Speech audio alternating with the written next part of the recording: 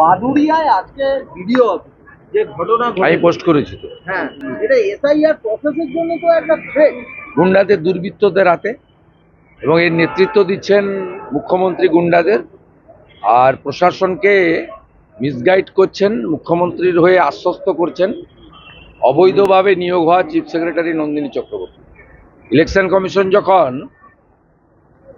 আপনার বসিরহাট 2 এর জয়েন্ট ভিডিওকে সাসপেন্ড করার জন্য লিখে পাঠায়, তখন রাজ্য সরকার কার্যকর করে না এবং উল্টে বসিরহাট 2 ভিডিওকে সাসপেন্ড না করার জন্য সিদ্ধান্ত পুনর্বিবেচনার জন্য ইলেকশন কমিশন অফ ইন্ডিয়াকে অনুরোধ করে।